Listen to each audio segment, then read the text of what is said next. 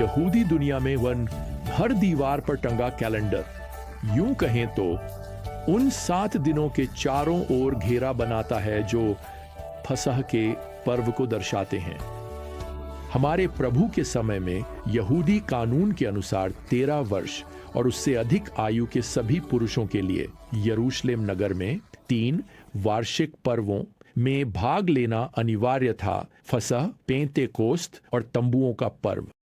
अब जो पुरुष बहुत दूर रहते थे उनके लिए यह छूट दी जाती थी कि वे 3 में से केवल एक पर्व में भाग लें, और आमतौर पर फसह का पर्व ही उनकी पसंद होता था। अब यहूदी कैलेंडर के इसी समय पर, जो कि आमतौर पर मार्च के अंत या अप्रैल की 16 शुरुआत होती थी, लूका हमें यीशु के बचपन की एक झलक दिखाते हैं। तो आज हमारी ज्ञान यात्रा हमें लूका के सुसमाचार 2:41 पर ले जाती है। अब उसके माता पिता हर वर्ष फसह के पर्व पर यरूशलेम जाया करते थे, और जब वह 12 वर्ष का हुआ तो वे प्रथा के अनुसार ऊपर गए। अब मैं आपको बताना चाहता हूं, यह पद यूसुफ और मरियम के घर की एक खिड़की की तरह है, जिसके माध्यम से हम उनकी परमेश्वर के प्रति भक्ति को देख सकते हैं। यहूदी व्यवस्था के अनुसार कोई भी यहूदी पुरुष जो यरूशलेम से 15 मील से अधिक दूर रहता था, उसे अपने गांव में ही फसह मनाने की अनुमति थी, ताकि उसे वह लंबी और महंगी यात्रा न करनी पड़े। नासरत यरूशलेम से 65 मील उत्तर में था, इसलिए यूसुफ उस 15 मील की सीमा से काफी था, और वैसे भी व्यवस्था ने कभी भी महिलाओं को यरूशलेम में इन पर्वों के लिए यात्रा करने की आवश्यकता नहीं बताई थी। तो इसे ध्यान में रखें और मुझे वापस जाकर पद 41 फिर से पढ़ने दीजिए। अब उसके माता पिता हर वर्ष फसह के पर्व पर यरूशलेम जाया करते थे। क्या आप समझ रहे हैं? हर एक साल वे यरूशलेम नगर में एक परिवार के रूप में परमेश्वर की आराधना करने का यह अवसर चूकना नहीं चाहते थे। अब यह विशेष वर्ष महत्वपूर्ण है क्योंकि लूका हमें बताता है कि यीशु 12 वर्ष के हैं। वह आराधनालय में पूर्ण सदस्यता पाने से कुछ ही महीने दूर हैं। इस उपलब्धि को मान्यता देने की आधुनिक परंपरा को बार मिर्जवाह कहा जाता है। बार मिर्जवाह का अर्थ है व्यवस्था का पुत्र या आज्ञा का पुत्र। 13 वर्ष की आयु में लड़का व्यवस्था का पुत्र बन जाता है, जिसका अर्थ है कि अब वह स्वयं के लिए व्यवस्था का पालन करने के लिए व्यक्तिगत रूप से जिम्मेदार होता है।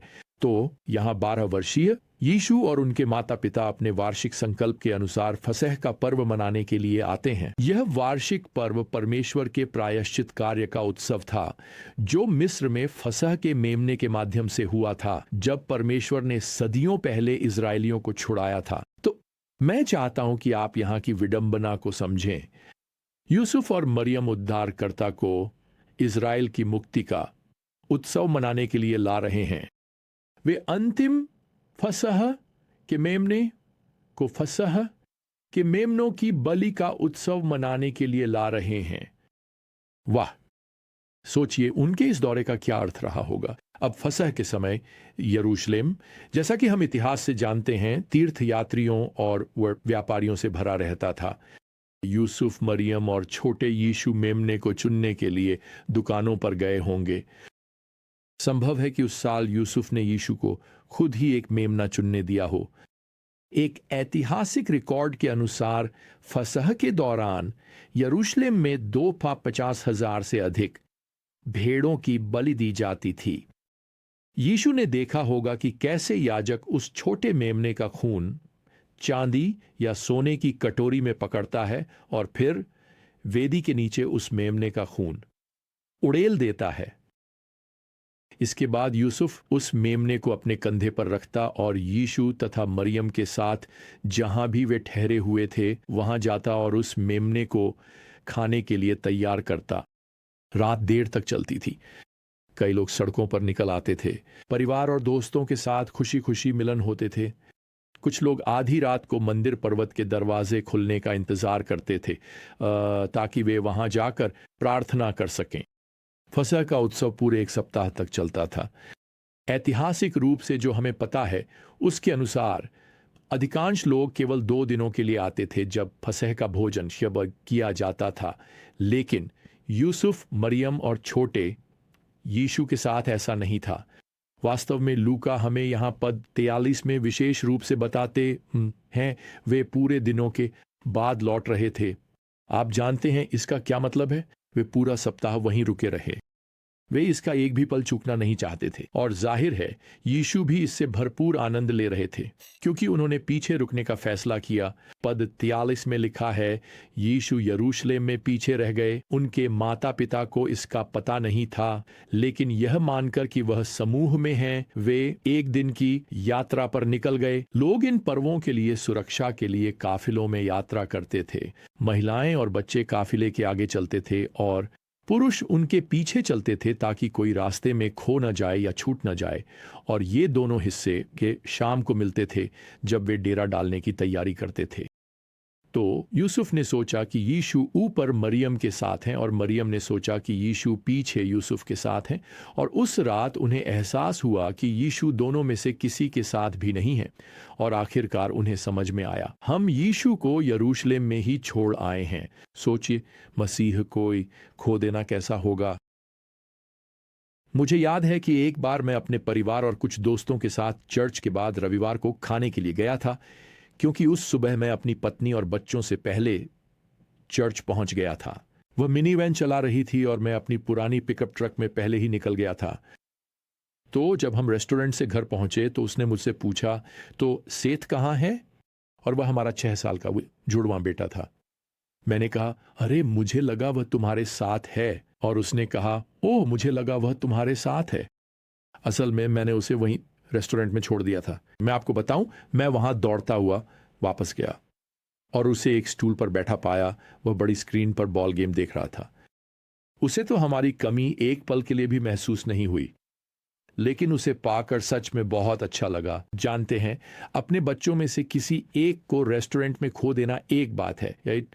लेकिन क्या आप सोच सकते हैं कि आपको एहसास हो कि आपने अपने बच्चे को यरूशलेम जैसे भीड़ भाड़ वाले शहर में क्या खो दिया है?